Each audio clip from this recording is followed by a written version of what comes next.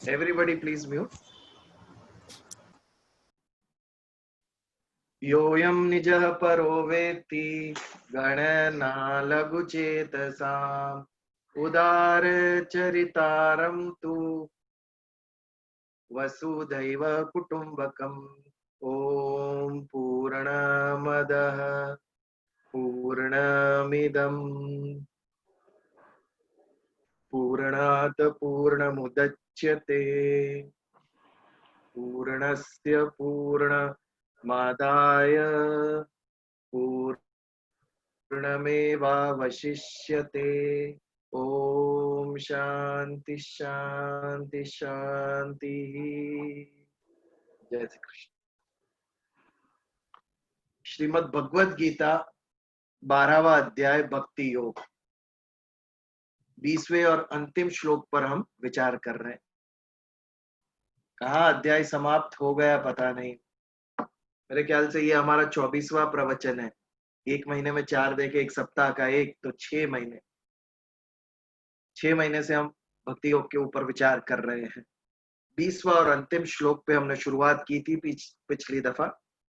ये तु धर्म्यामृतमिदं यथोक्तम पर्युपासते श्रद्धा न मत परमा भक्तास्तेतिव मे प्रिया। इसमें 2 या 3 शब्द के ऊपर हमारा फोकस होना चाहिए श्लोक में। एक तो धर्म्यामृतमिदं, ये धर्म का अमृत है। धर्म को अमृत से कंपेयर किया है। क्यों? जीवन दायी है ये। जैसे अमृत हमारी लाइफ हमें चिरंजीव करता है, वैसे ही यदि हमारे जीवन में धर्म नहीं रहा तो हमारे जीवन विष समान हो जाएगा।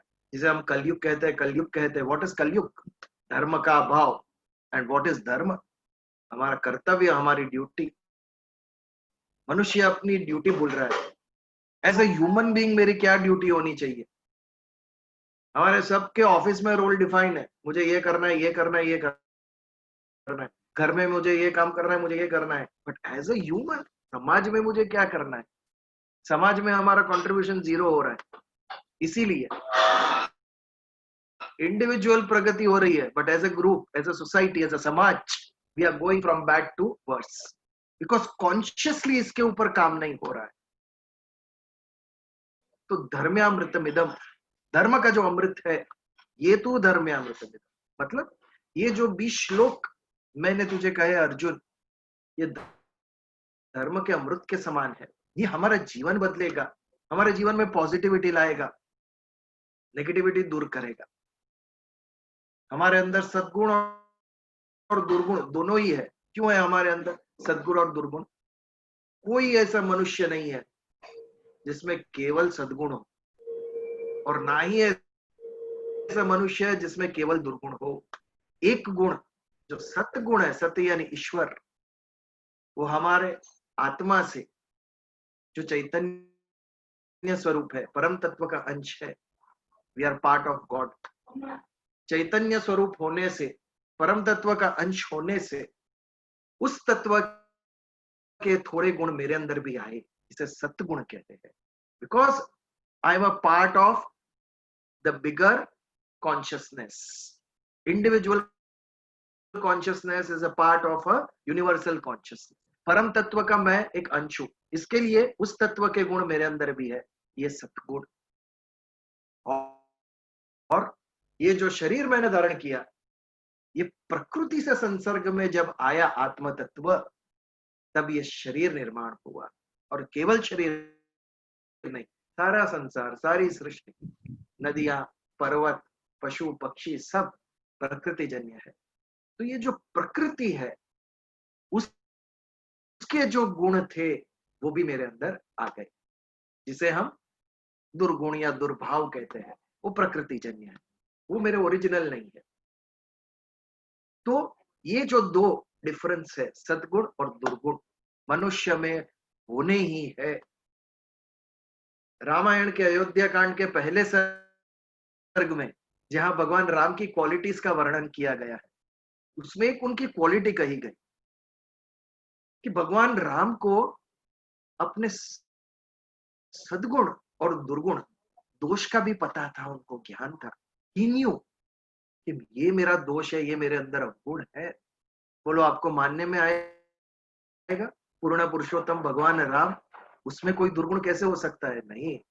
जब भगवान नारायण ने प्रकृति से ज्वाइन होके ये मनुष्य देह धारण किया रावण को मारने के लिए, तो मनुष्य के दुर्गुण भी उनके अंदर आए और उन्होंने कहा मुझे ज्ञान है उसका। He was aware.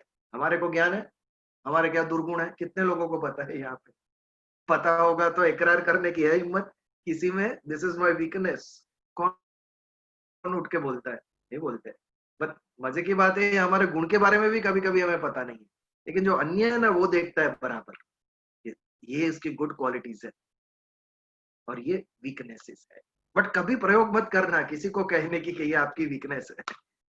जब तक अच्छी बातें कहते रहोगे बहुत आनंद आएगा और सुनना है मुझे, बताओ मेरी अच्छी क्वालिटीज क्या है। बट द मोमेंट अच्छे पे स्टॉप होके एक आध दोष का आपने बताया, खलास, उधर का उधर सब नष्ट हो जाएगा। आपने जितनी अच्छी बात की है, क्यों? क्योंकि हमारी अहंकार का विषय है मान और अपमान, निंदा और स्तुति।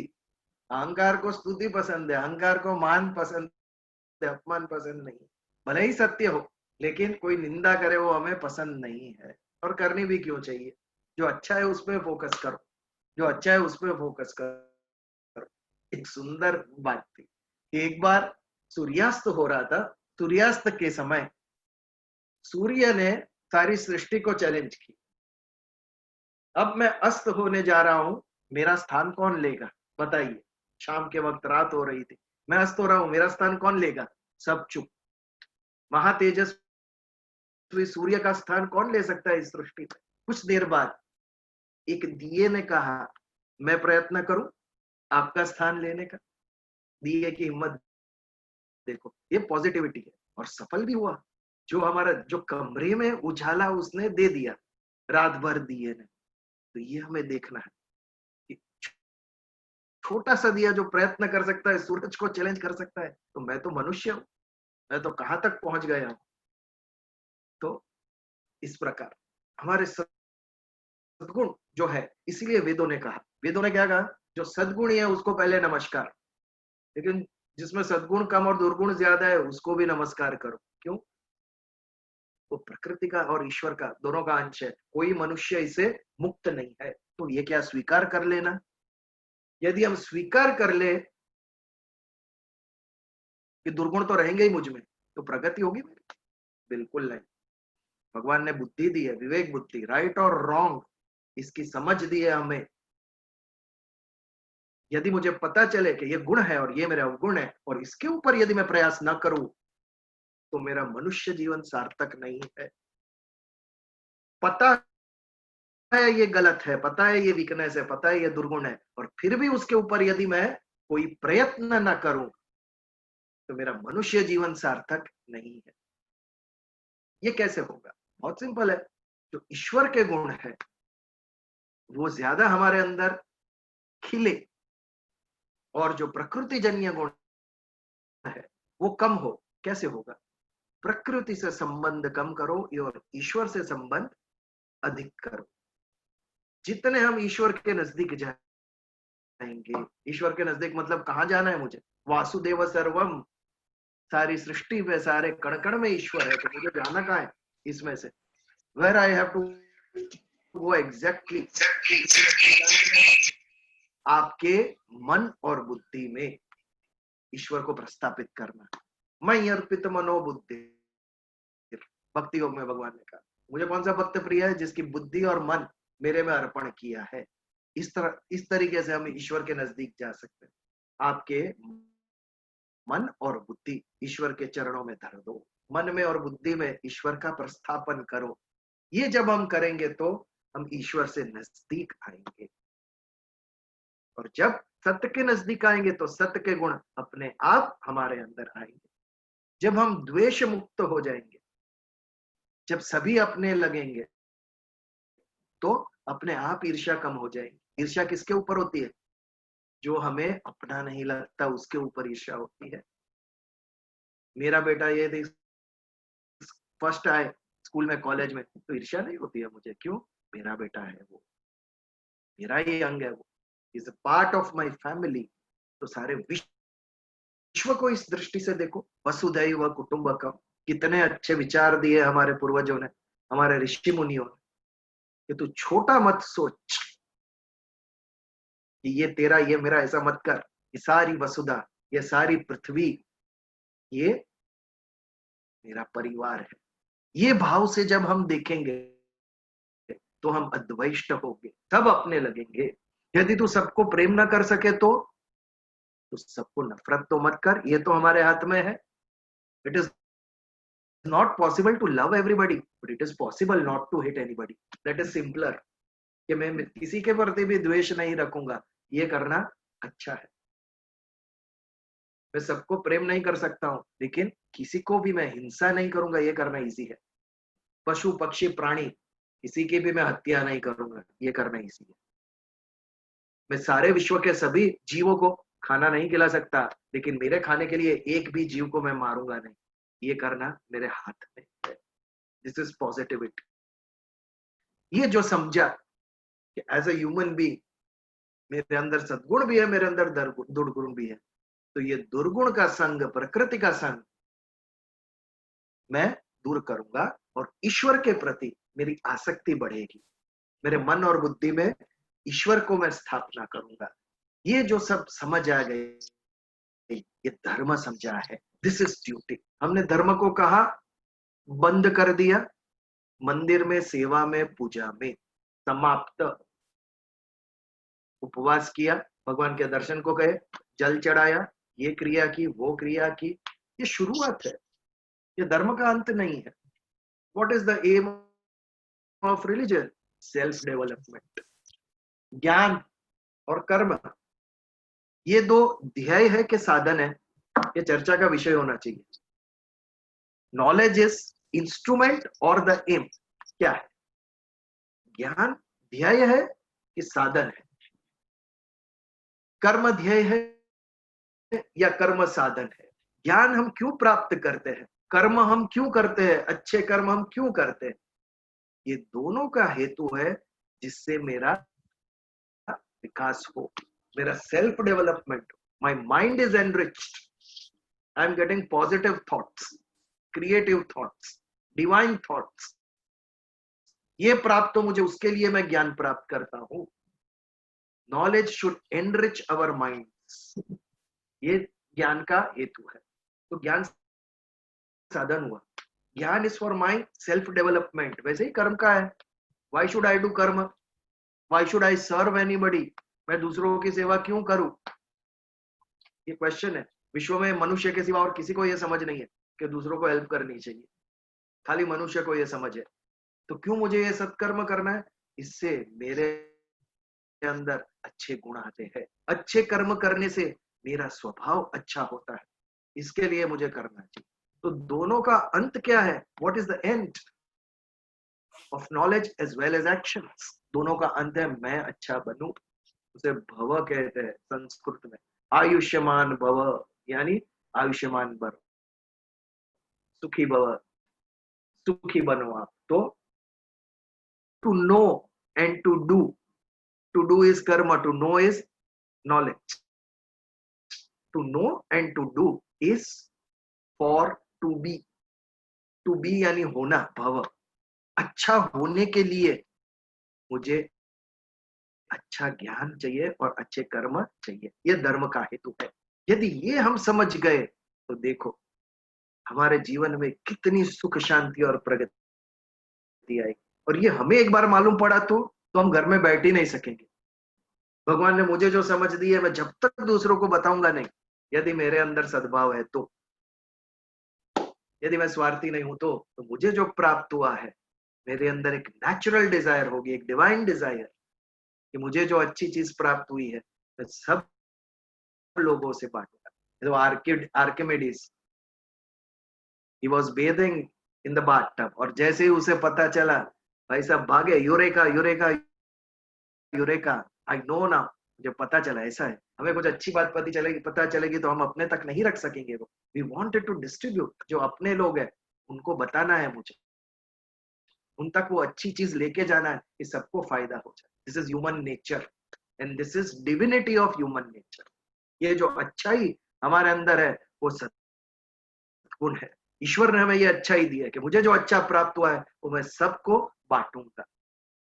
अभी उसने उसके घर के दरवाजे बंद कर दिए हमारे लिए तो हम कुछ नहीं कर सकते, then we can't do anything. लेकिन हम ये अमृत का कटोरा लेके तेरे घर तक आएंगे, हम लोग तुझे फोन करेंगे, आगे भगवान तुझे जैसी बुद्धि दे वो तेरे ऊपर है, आगे तुझे क्या करना है। We will do our work, कर्मण्येवाधिकारस्ते, कर्म के ऊपर मेरा अधिकार है, व्यर्थ की चिंता करने के ऊपर मेरा अधिकार है ही नहीं। क्यों चिंता करूं, कर्म करूंगा, कर्म के ऊपर मेरा अधिकार है। तो ये जो धर्म का अमृत है, जो अर्जुन मैंने तुझे कहा, खास करके 13 से 19वें श्लोक तक ये अमृत है। ये जो सद्गुण भगवान ने कहे, ऐसे गुण आएंगे सांख्य योग में, जब स्थित प्रज्ञा की अवस्था की चर्चा करेंगे भगवान तभी। तो ये जो सद्गुणों का अमृत मैंने कहा है, यथोक्तम पर्युपासते, यथोक्तम यानी जिस प्रकार से तुझे कहा है उसी प्रकार से पर्युपासते यानी उसका सेवन कर, आत्मसात कर, उसको समझ और जीवन में उतार। कैसे यथोक्तम, भगवान को क्यों कहना पड़ा? क्योंकि भगवान को पता था आगे चल के सब MBA होने वाले हैं, मने बद्दू आवड़े। हम लोग सुनते नहीं है किसी को जनरली, अरे मुझे मालूम है वो क्या सिखाएगा मुझे, भगवान को मालूम था, इसके लिए भगवान लिख के गए कि जैसे कहा है ना बेटा वैसे ही करना, जैसे मैंने कहा है उसका ऐसे ही सेवन करना, अर्थात आपकी बुद्धि इसमें चलाना मत, यानी श्रद्धा रख, श्रद्धा रख, आगे का शब्द श्रद्धा, मुझ पर श्रद्धा रख। तो इस प्रकार जब हम करेंगे तब हमारे हमारे जीवन में सुख शांति प्रगति आएगी। जीवन का अमृत है ये ज्ञान जो है वो। श्रद्धा नामत परमा भक्तास्ते तीव में प्रिय, मुझे ऐसे भक्त प्रिय है। श्रद्धा नामत परमा, मत परमा यानी मुझे जो परायण होता है, भगवान को जो परायण है, और श्रद्धा नाम जिसको श्रद्धा है, बहुत बड़ा शब्द है श्रद्धा। हमें तो विश्वास भी नहीं रहा, श्रद्धा तो बहुत दूर की बात है। आज के जीवन में तो विश्वास, ट्रस्ट ही नहीं है, मनुष्य को मनुष्य के ऊपर ट्रस्ट ही नहीं रहा है। बैंक के ऊपर भी ट्रस्ट नहीं रहा है अभी। बैंक का मीनिंग ही ट्रस्ट है, to bank upon it you can have trust on it, but आज उस पर भी कहाँ ट्रस्ट है किसी को। इतनी विकट परिस्थिति आ गई है, मनुष्य को मनुष्य के ऊपर ट्रस्ट नहीं है। पहले एक गांव से दूसरे गांव चल के जाते थे तब रास्ते में जंगल आता था, तब लोगों को भय लगता था कि कहीं से शेर आ गया तो मार डालेगा। प्राणी से हम डर सके समझ सकते हैं, बट हमें तो मनुष्य से डर लग रहा है। ये प्रगति है कि अधोगति है? Man is scared of another man, civilisation has taken a back seat. आज भी वॉर्स हो रही है, आज भी मनुष्य मर रहे हैं, and we say we are progressed, human being has progressed, where have we progressed? आज भी वॉर्स हो रही है और आज भी टेररिज्म हो रहा है और आज भी मनुष्य मर रहे हैं। We have not progressed. कितना भी हम अच्छा बोल ले, कितना भी अच्छा पहने, कितना भी टेक्नोलॉजिकल डेवलपमेंट करें हम, लेकिन when it comes to mind and ego we have not progressed, from bad to worse गया है विश्व।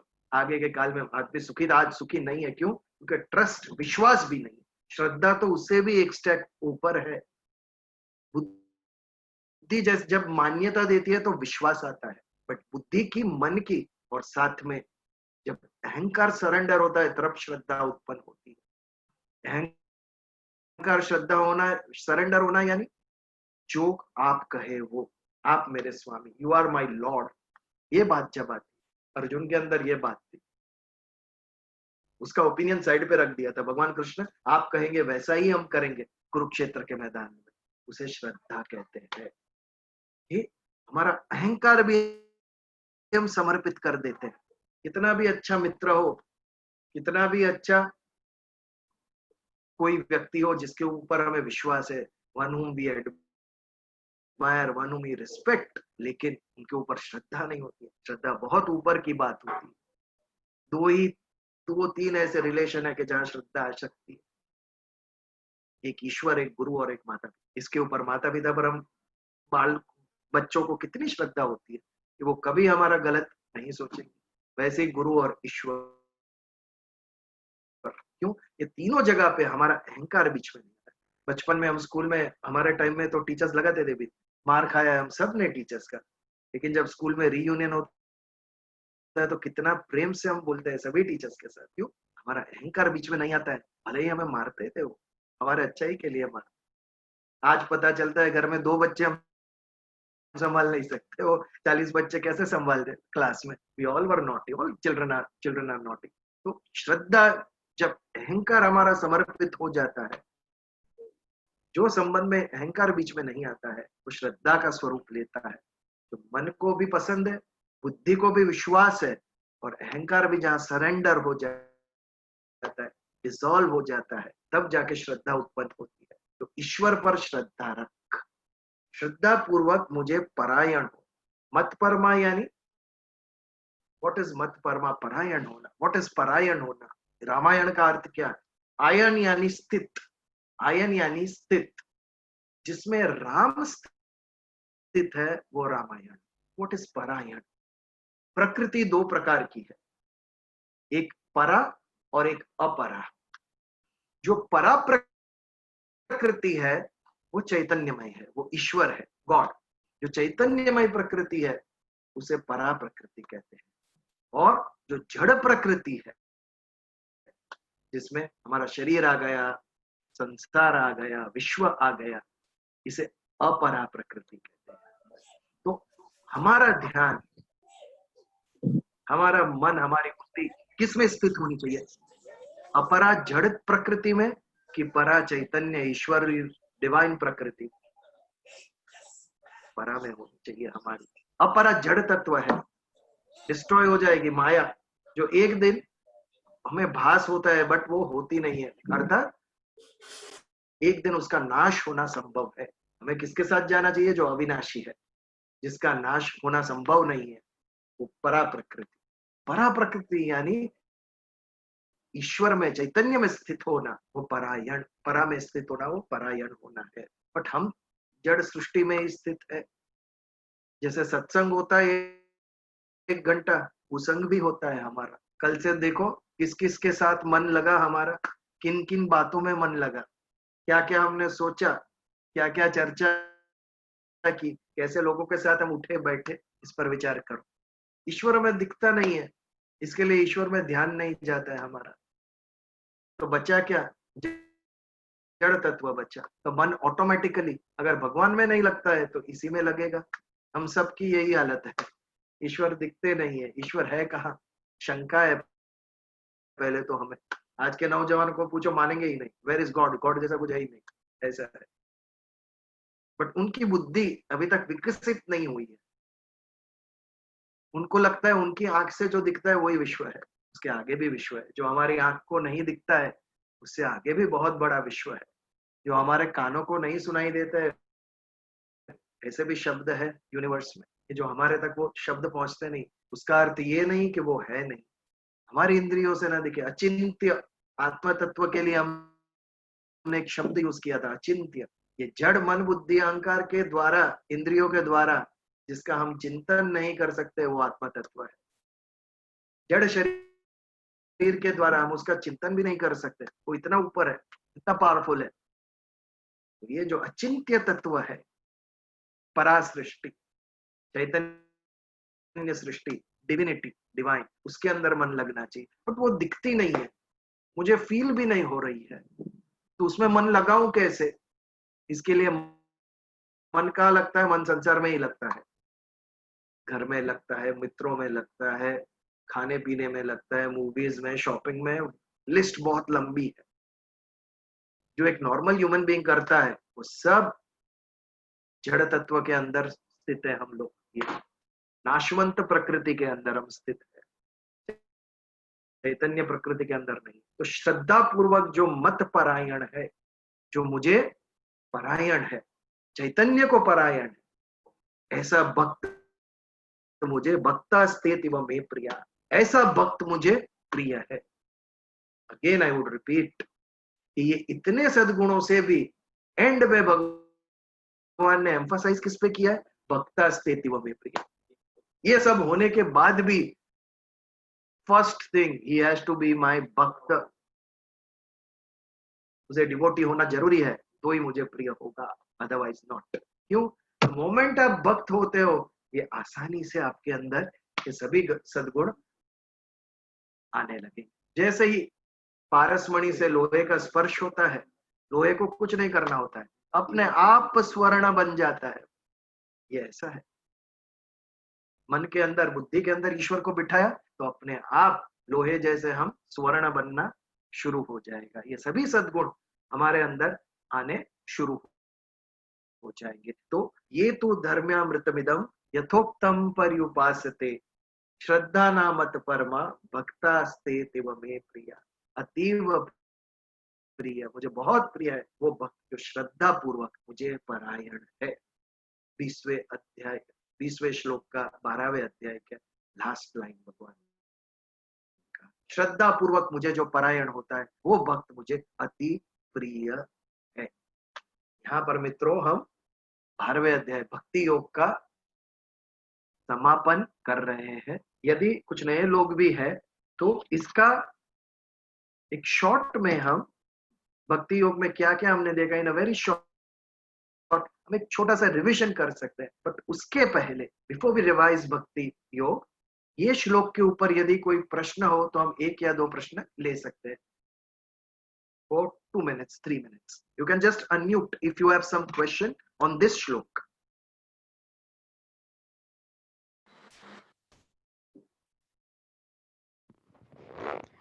बीजल, दिस इज आमी। हाँ बोलो।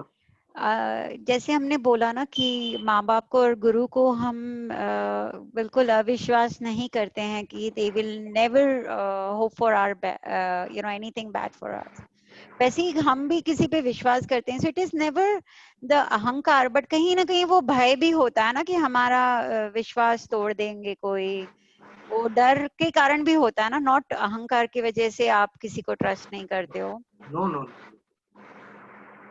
ट्रस्ट करने में अहंकार बीच में नहीं आता है, श्रद्धा में आता है। ट्रस्ट इज विश्वास कि आज हमारी ज्वेलरी हम कहाँ रखेंगे, मित्र के या नहीं रखते, बैंक में रखते हैं। भले ही मित्र बहुत पसंद हो हमें, रखते कहाँ पर है? बैंक में। क्यों? विश्वास है, इट इज सेफ है। तो इंटेलेक्चुअल अप्रूवल जहां आता है वहां विश्वास उत्पन्न होता है। सही और गलत, हाँ ये सही है ये गलत है, it is intellectual approval. But श्रद्धा जो है वो हमारे ईगो का अप्रूवल है।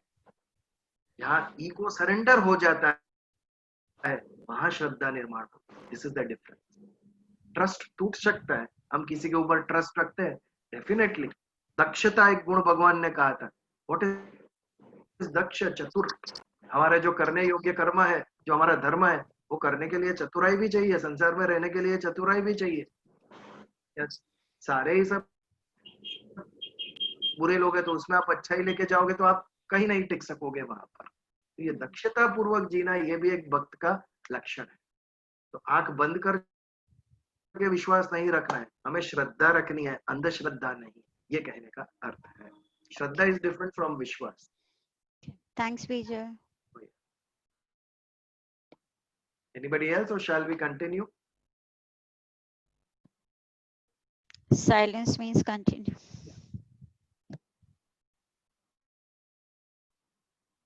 एक रिवीजन थोड़ा ले ले भक्ति योग में क्या देखा हमने। स्टार्टिंग से हम इसके ऊपर विचार कर रहे हैं। भक्ति योग की शुरुआत हुई अर्जुन के प्रश्न से।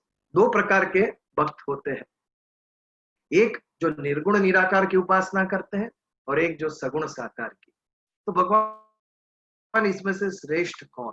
ये पहला क्वेश्चन अर्जुन का। तो इसका उत्तर भगवान देना शुरू करते हैं कि मयि अर्पित मनोबुद्धिर मय्यावेश मनो ये मां।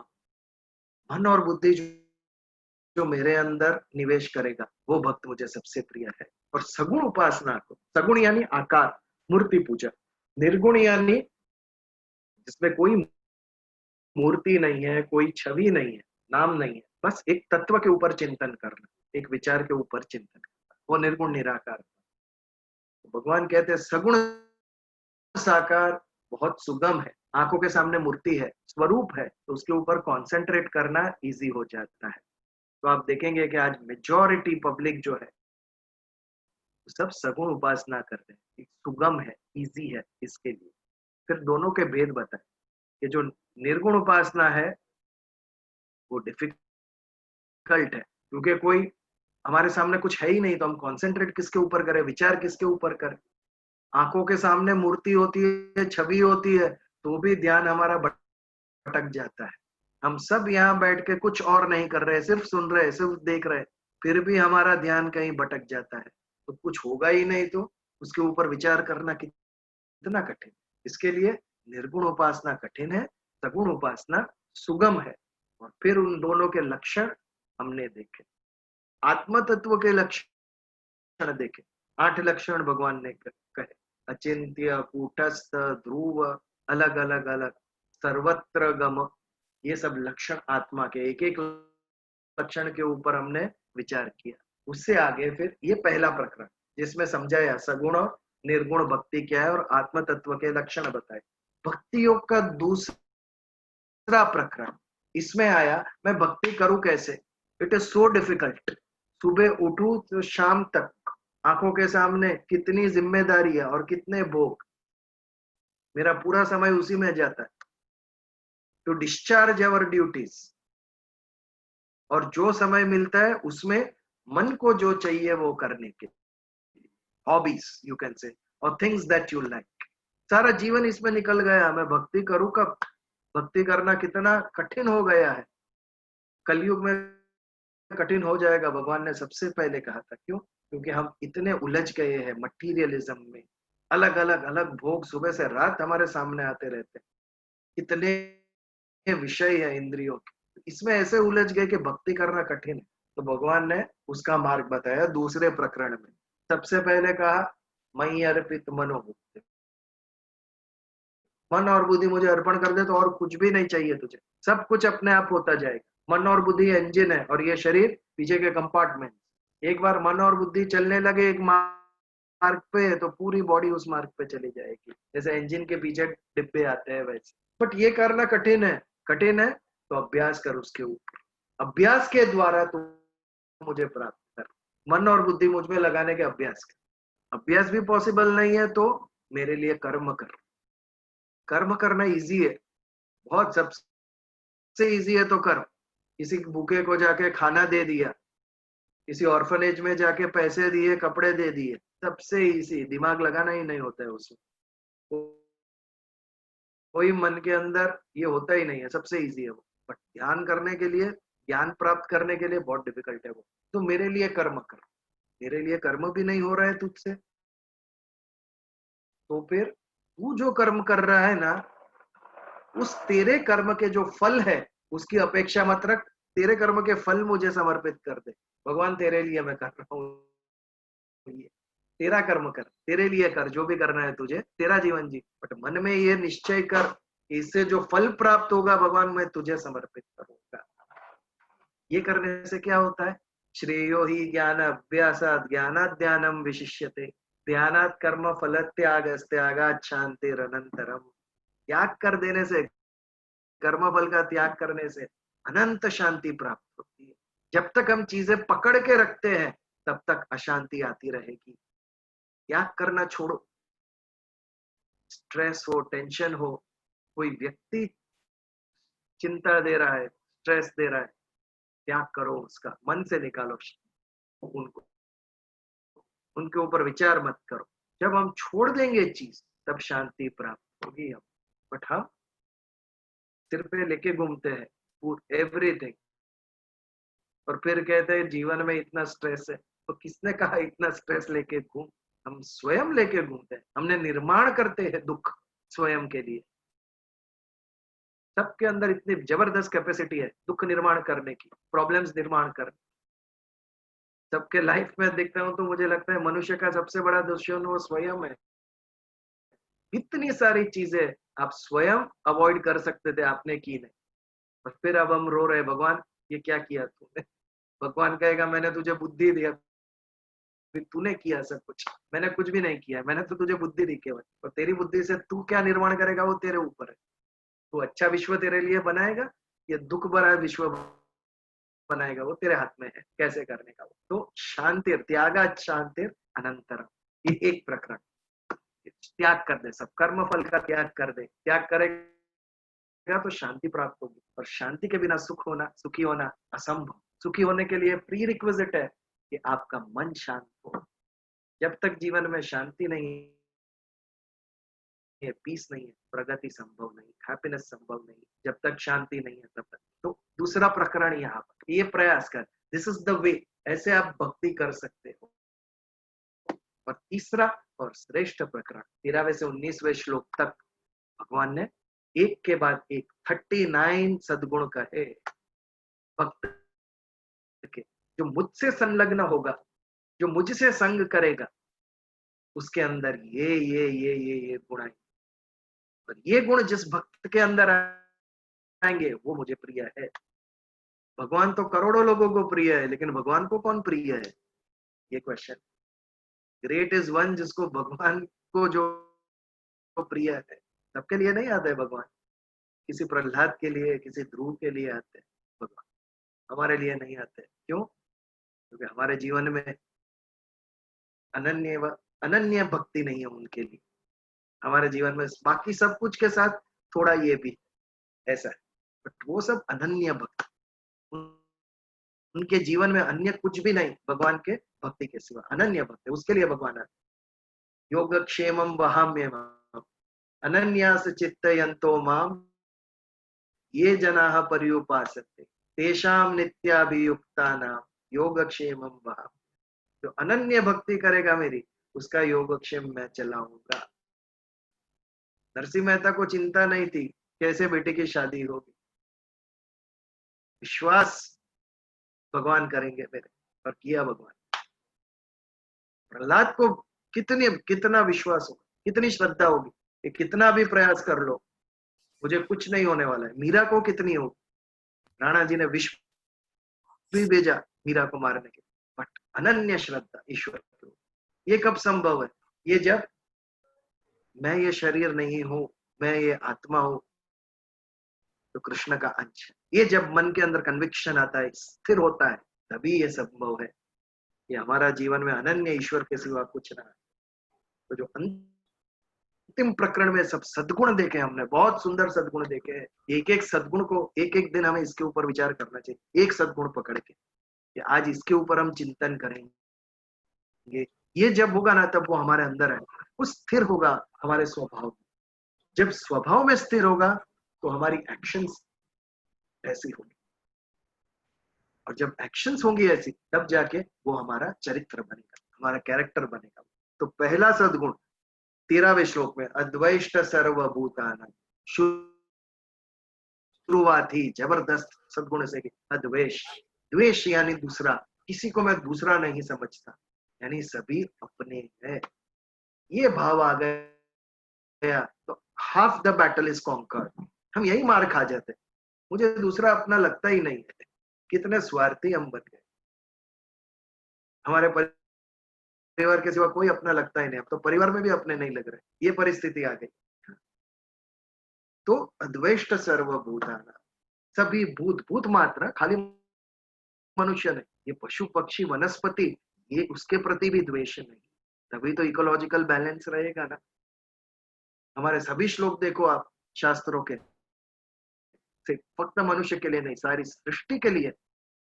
वनस्पते शांति ही, आपः शांति ही, आप यानी जल, जल शांति, वनस्पति, अंतरिक्ष शांति ही, आकाश को भी शांति। ये सब शांत होंगे तभी मैं अच्छी तरीके से जी सकूंगा। इस सारी सृष्टि के ऊपर मैं डिपेंडेंट हूँ, तो ये सबकी शांति होना आवश्यक है। हम इंडस्ट्रियल रेवोल्यूशन के बाद भूल गए, ये सभी तत्वों को हम भूल गए, और आज ग्लोबल वार्मिंग की कगार पर आके रुक गए ह्यूमन बींग्स। हमारे शास्त्रों को भूल गए हम, तो हमारे पूर्वज कह के गए थे वो। तो अद्वैष्ट सर्वभूतानां, जैसे ही अद्वैष्ट हो जाते हैं, किसी के प्रति द्वेष, कोई दूसरा नहीं लगता है, सभी अपना लगता है, तो मैत्रः करुणा एवच, मित्रता का भाव उत्पन्न होता है। और जैसे मित्रता का भाव उत्पन्न होता है तो करुणा आती है, करुणा हमारे अंदर उत्पन्न होती है, सिंपथी। निर्ममो निरहंकार सम दुख सुख क्षमी। निर्ममो यानी मम तत्व, ये मेरा, ये मेरा, ये मेरा। मम यानी मेरा, ममता, जो मेरा है, मेरा मेरा करता है, वो जो ना करे वो निर्मम, निरअहंकारी, जिसका अहंकार नष्ट हो चुका है, वो सम दुख सुख क्षमी, सुख और दुख में जो समान है, और क्षमी, क्षमा जो कर सकता है वो। ये 7 गुण पहले ही श्लोक में भगवान ने कहा, 13वें श्लोक में। 14वें श्लोक, संतुष्ट सततम योगी, सतत संतुष्ट, ये बात इंपॉर्टेंट है। हम कैसे, हमारे अंदर संतुष्टि आती है बट अल्प समय के लिए आती है और फिर चली जाती है, वापस कोई नई डिजायर, नया क्रेविंग, और जब तक वो तृप्त नहीं होती है तब तक असंतुष्ट। तो भगवान से जो जुड़ा हुआ है वो संतुष्ट सततम, सतत संतुष्ट है और योगी है। जो ईश्वर के साथ जुड़ा हुआ है वो योगी। यथात्मा दृढ़ निश्चय, इसका दृढ़ निश्चय है, विश्वास, विश्वास है, कन्विक्शन है ईश्वर के ऊपर। यथात्मा बहुत बड़ा शब्द है कि जो अपने आप में संतुष्ट है। हम लोग we are dependent for our happiness बाह्य तत्व के ऊपर। हमें प्रसन्नता, हमें खुशी, हमें हर्ष कहां से उत्पन्न होता है? From outside. जो अंदर से खुशी जिससे उत्पन्न होती है, जो बाह्य पदार्थ पर डिपेंडेंट नहीं होता है, वो यथात्मा। आत्मन्येवात मना तुष्ट स्थित प्रज्ञस्य उच्यते। स्थित प्रज्ञ कौन? जो आत्मा के द्वारा आत्मा में स्थित है, वो निजानंद। हमारे अंदर से एक आनंद का स्फुरण होता है, वो यथात्मा है। भगवान का भक्त यथात्मा है। मई अर्पित मनोबुद्धि यो मद भक्त समेत प्रिय, जिसकी मन और बुद्धि मुझे अर्पित है वो उससे आगे। बहुत सुंदर। यस्मा नौ द्विजते लोको लोका नौ द्विजते चय, बहुत बड़ा गुण है ये, जो दूसरों से उद्विग्न नहीं होता है। यस्मा नौ उद्विग्नते लोको, उससे भी बड़ी बात, जो दूसरे को उद्विग्न करता नहीं, जो किसी को उद्विग्न, चिंतित, ट्रबल नहीं करता है और दूसरों से ट्रबल भी नहीं होता है, ऐसा भक्त प्रिय है मुझे। हर्ष अमर्ष भयोर्द्वेग है, जो हर्ष, अमर्ष, अमर्ष यानी ईर्ष्या, भय और उद्वेग, इससे जो मुक्त है वो भक्त मुझे प्रिय है। तो हर्ष, अमर्ष, भय और उद्वेग, ये 4 चीज से जो मुक्त है, ऐसा भक्त मुझे प्रिय है। अनपेक्ष सुचिर दक्ष, अनपेक्ष, इतनी अपेक्षा है ना हमारे अंदर, अपेक्षाओं का अंत ही नहीं है। अप अधिक इच्छा, इच्छा यानी इच्छा, अप यानी बुरी, जितनी भी बुरी इच्छाएं है वो सब अपेक्षा। हम कितना जस्टिफाई करते हैं ना, एक्सपेक्ट करना गलत है क्या? एक्सपेक्ट करना बुरा है? एक्सपेक्ट का अर्थ ही है गलत है वो, अप इच्छा, जो बुरी इच्छा है वो अपेक्षा है। भगवान का भक्त कैसा होगा? अनपेक्ष होगा, जो अच्छी इच्छा करेगा, गलत इच्छा नहीं करेगा वो। अनपेक्ष सुचिर दक्ष, शुचिता, जिसके अंदर शुचिता यानी शुद्धता, पवित्रता। शौच क्रिया यानी स्वच्छ होना, उसे शौच कहते हैं। शरीर की स्वच्छता और मन की पवित्रता, इसे शुचिता कहते हैं। शरीर स्वच्छ करने के लिए कितने साबुन और शैम्पू है, मन स्वच्छ करने के लिए है कोई? अभी तक आया है शैम्पू मार्केट में कि आज वो शैम्पू लगा के नहाए तो मन पवित्र उसके अंदर कोई भी आज बुरी डिजायर होगी ही नहीं। आज तक तो ऐसा आया नहीं है कोई शैम्पू जो मन को पवित्र करे। भगवान को बिठाना पड़ेगा मन में, तब मन पवित्र होगा। जहाँ ईश्वर है वहां तीर्थ है। Kashmir is very beautiful but वो तीर्थ नहीं है, Ishwar is not there. Switzerland is very beautiful, तीर्थ नहीं है, ईश्वर नहीं है वहां पर। जहाँ ईश्वर आते हैं वो भूमि तीर्थ हो जाती है, वो स्थान मंदिर हो जाता है। मंदिर हमेशा पवित्र होता है। ब्यूटीफुल हो ना हो अलग बात है, पवित्र हमेशा होना चाहिए। मंदिर की ब्यूटी नहीं देखते, उसकी पवित्रता देखते। वैसे शुचि यानी स्वच्छता, शरीर की स्वच्छता और मन की पवित्रता, शुद्धता, इसे शुचि कहते हैं। दक्ष यानी जो चतुर है, जो चतुराई पूर्वक अपना कर्तव्य करता है वो दक्ष। करने योग्य जो भी कर्म है, आध्यात्मिक दृष्टि से देखे तो मनुष्य देह प्राप्त हुआ है तो मेरा क्या धर्म है? खा पी के रिप्रोड्यूस तो सभी पशु पक्षी करते हैं, खाया पिया ऐश किया। बट मनुष्य मनुष्य देह प्राप्त हुआ है तो मेरा धर्म क्या है? मोक्ष। इसकी कल्पना केवल मनुष्य कर सकता है। जन्म और मृत्यु के बंधन से मुक्ति पाना ये केवल मनुष्य के हाथ में, और किसी को भगवान ने ये गिफ्ट दी नहीं है। केवल हमको ये बुद्धि प्रदान की है भगवान, और यदि इसका उपयोग हम ना करें तो हम दक्ष नहीं है। आध्यात्मिक दृष्टि से ये दक्षता नहीं है। यदि हम मोक्ष के मार्ग पर चलने का भी, उसके ऊपर विचार भी ना करें तो प्राप्त होना तो बहुत दूर की बात है, कौन से जन्म में होंगे पता नहीं। लेकिन भगवान ने मनुष्य दे दिया है तो जरूर उसके पीछे कोई संदेश है आपके लिए, कोई संकेत है। तो मुझे ही क्यों मनुष्य देह मिला? जो 84 लाख योनि है, मिलियंस ऑफ लिविंग ऑर्गेनिजम्स, उसमें से एक मनुष्य, और वो मुझे प्राप्त हुआ। वो भगवान इशारा कर रहा है, संकेत कर रहा है, मेरे पास आने के लिए मैंने तुझे ये देह दिया है, इसके ऊपर काम कर तू, इसके ऊपर विचार कर तू। ये जन्म में, मनुष्य जन्म में है तुझे संभव। तो ये हमारा कर्तव्य, ये हमारा धर्म। यदि इसको समझे हम और इसको अचीव करने का प्रयास करें तो हम दक्ष हैं। ये आध्यात्मिक एंगल से दक्षता।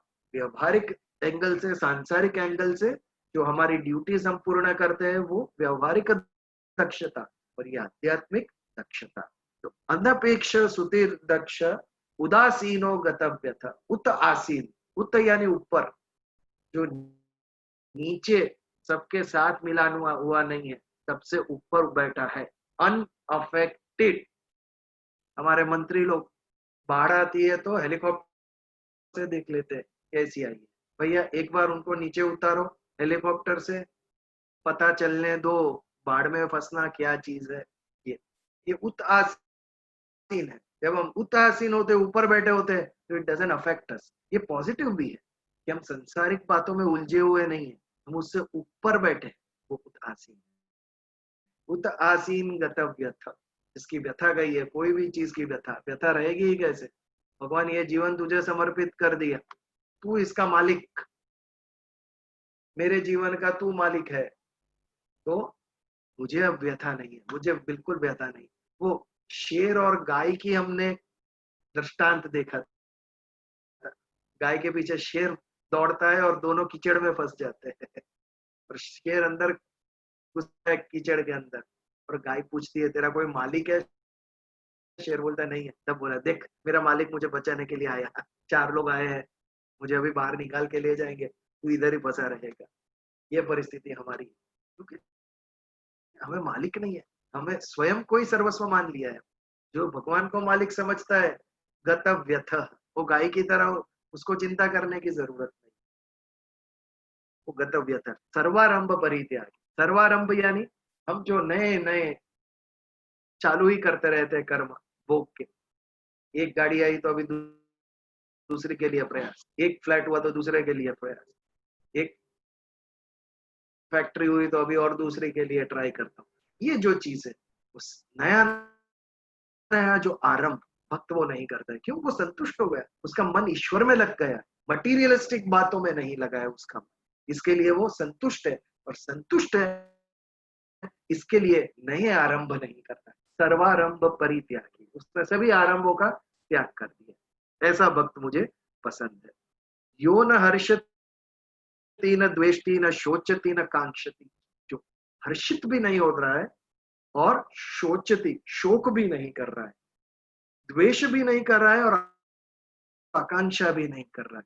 शुभाशुभ परित्यागी, शुभ और अशुभ दोनों का त्याग जिसने कर दिया है, बहुत बड़ी बात है शुभ और अशुभ।